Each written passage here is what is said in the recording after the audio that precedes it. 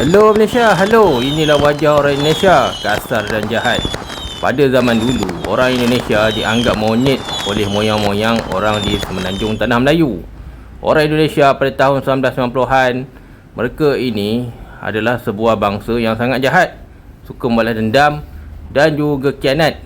Di Malaysia, kita boleh jumpa spesies endon ini di kalangan ahli politik. Mereka tepuk atap, berkhianat dan juga menghina orang bukan Melayu. Okey geng, bercerita pasal balas dendam Indonesia. Indonesia ni dia akan balas dendam dengan kita sampai bila. Indonesia juga adalah sebuah negara yang boleh dikatakan negara paling kuat mencuri lah.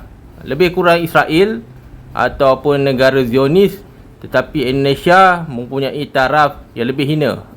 Selain bangsa Indonesia ini sangat hina, semasa revolusi sosial, orang Jawa telah merampas Sumatera, Kalimantan, Papua daripada tangan warga tempatan.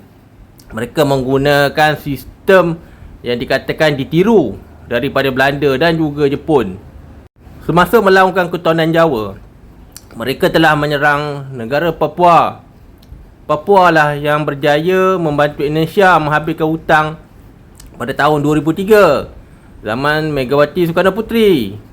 Bukan saja mereka terpaksa berhutang dengan Belanda selama 999 tahun selepas perjanjian Meja Bunda 1949. Orang Endon juga terpaksa menjadi paling miskin di Asia Tenggara. Pada tahun 1961, orang Papua tidak mempunyai senjata. Selain merdeka ditipu oleh Endon, mereka juga sampai sekarang masih berperang. Trikora adalah idea Soekarno. Pada masa tu orang Endon sangat bangga. Mari nak kita berperang untuk Endon Dash. Ayuh wanita-wanita ini akan menjadi pelacur di dalam batalion infanteri kalwari Endon. Begitulah hinanya Endon sambil perang, sambil membawa pelacur. Jika kita melihat PBB pada masa itu, dengan bantuan Amerika, Soekarno telah merasuah Papua kepada Amerika. Jika Belanda kekal, USA tidak dapat mencari gali emas di dalam Papua. Akhirnya, pada tahun 1949, Amerika tidak bersetuju dengan idea Belanda untuk menjajah Indonesia sekali lagi. Pada masa itu, Israel Asia ataupun ras Jawa bersama dengan orang mereka telah berpakat untuk mewujudkan sebuah bangsa Indonesia yang terdiri daripada pemerintahan Jawa. Pada tahun 1950, raja-raja yang sultan pada masa itu menjanjikan kemerdekaan RIS Republik Sumatera dan Kalimantan telah dihancur dan ditangkap dan akhirnya dibunuh. Pada 1950, Endon telah mencuri dan mengambil hak Belanda. Belanda yang terkenal antara bangsa yang paling bodoh semasa peperangan di antara Sultan Perak dan Belanda mengakui bahawa Belanda adalah sebuah bangsa yang sangat lemah. Tetapi malangnya, Endon dijajah oleh Belanda.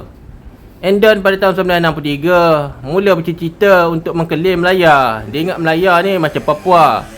Tapi macam sial lah ataupun anak aram, Endon gagal. Pada tahun 1963, kapal perang Endon Sitting Duck, Tentera Udara Endon Sitting Duck. Inilah askar Endon. Bang, mari bagi saya kote bang, kote. Saya mau kote. Beginilah askar Indonesia yang betinanya semasa dijumpai oleh askar Melayu. Selain itu, bangsa Indonesia pada tahun 1960-an banyak yang mati di lautan dan menjadi hantu. Ini adalah hantu-hantu Endon yang mengganggu askar Endon di dalam lokal Indonesia. Kenapa membunuh kami, Pak? Begitulah babi Endon ni. Jahat. Okey. Selain menyembah Belanda, Endon adalah iblis. Pada tahun 50-an, 60-an, orang Endon dilacurkan oleh Soekarno supaya Soekarno dilantik menjadi presiden. Saya dengan ini menyembah Jepun dan juga Belanda bahawasanya kami ini, revolusi Endon ini akan dapat membentuk sebuah raya Endon Dash Raya. Begitulah. Hingga kan usut punya usut, orang Jawa telah merosakkan Pulau Jawa. Hampir 50 tahun Pulau Jawa dinyatakan tenggelam kerana aktiviti membina terowong ataupun telaga. Selain itu, laut-lautnya telah dicantas pokok-pokok rempui air. Bukan saja merosak bangsa sendiri, Endon juga dijangka pupus pada tahun 2050. Pada masa sekarang, di daerah Semarang, banyak yang lautnya telah tenggelam. Dan itu, Endon juga gagal mengurus ekonomi sejak zaman Soekarno. Kesian saya pak, tak ada duit mau makan pak.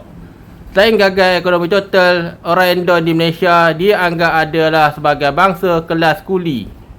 Poya dan gagal urus ekonomi, orang Endon setiap bulan datang ke Malaysia dengan wajah yang buruk dan juga lorat Endon Dash. Mereka datang untuk mencuri. Walaupun begitu, Endon pada zaman dulu hingga sekarang terkenal dengan rupiah yang jatuh kerana sifat Endon yang suka main betina daripada muda dan tua. Dan main betina, Endon juga suka isap rokok dan juga menjalang. Hancur-hancur, kata Australia pada masa itu. Soekarno adalah jelmaan iblis. Selain disumpah oleh Raja Melayu selama ribuan tahun, Soekarno dan keturunan Endon juga dijangka akan terus jatuh. Apapun, hidup Malaysia, hidup Malaysia, hidup Malaysia.